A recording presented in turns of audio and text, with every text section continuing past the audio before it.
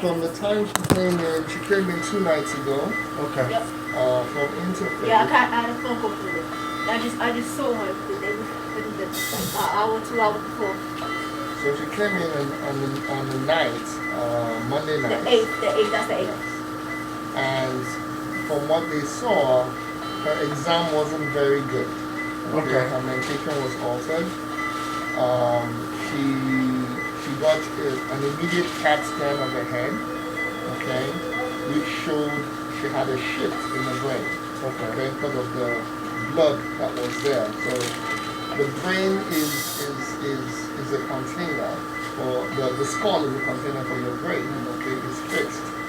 Anytime there's something extra, it causes the brain to shift downwards, okay, or to shift to the side. So that's what was going on with her.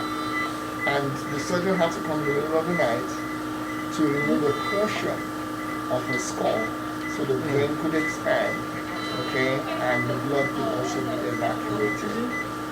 Now, even after that, because one of the things we look at is when you do that, is the physical exam better? Is she responsive? Is she showing signs brain activity. Of brain activity, which they haven't seen?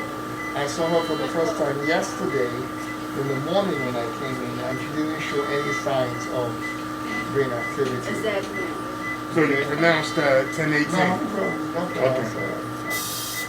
So today, in last night, when they were caring for her, they noticed her blood pressure drops, and when they turned her, because she has a drain in the brain to drain out any extra blood, it immediately filled up with blood.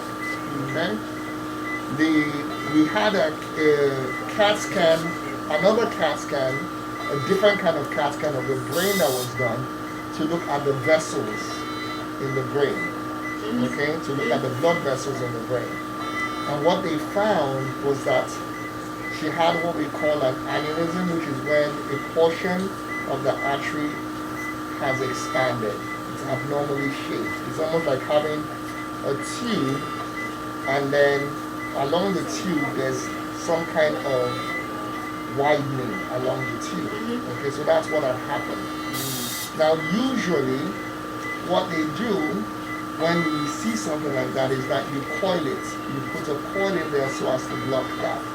But they couldn't do that. The neuro interventionist could not do that because her exam was already poor.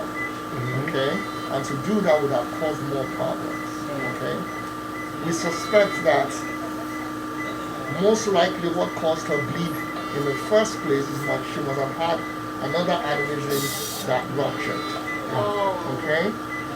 And so what happened last night was probably the second one ruptured. Okay? There was Did she feel any pain, you think?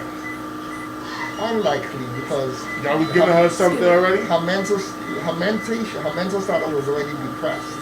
Okay, so it's unlikely that she feels any of those things. Okay? So the surgeon has already removed part of the skull, which is why the drain in place filled up with blood last night. Okay? This morning, around 9:30. Yeah, I had a phone call from her, yes. Yes, around 9:30. Oh, she called you? They called me, Okay. Around 9:30, her heart stopped. Okay? Blood pressure dropped, heart stopped. And they had to resuscitate her.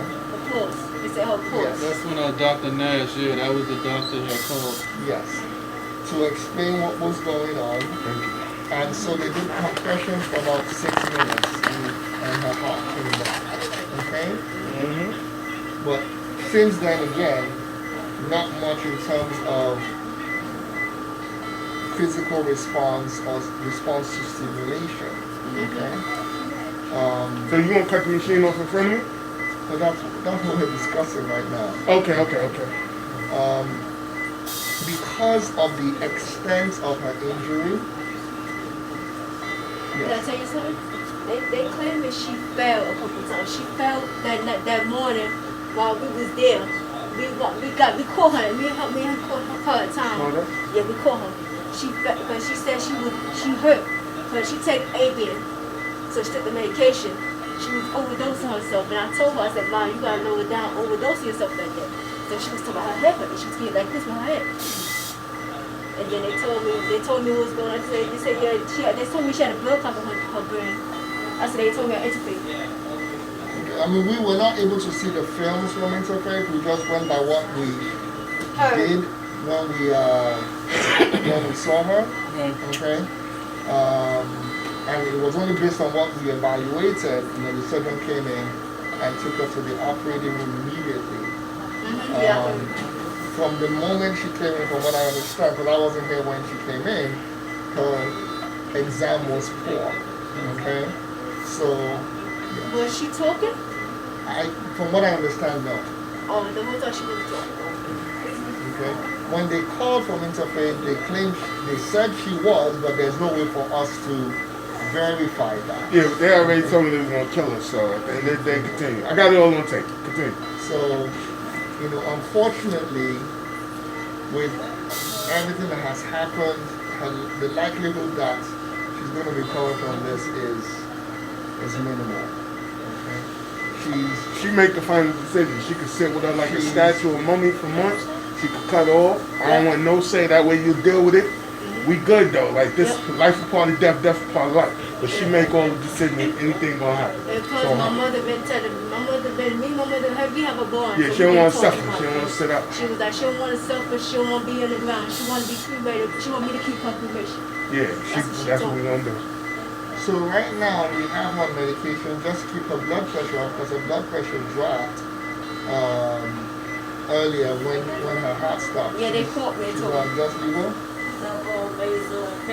So she's considered clinically dead at this time. She is. I have not done the assessment to give that determination.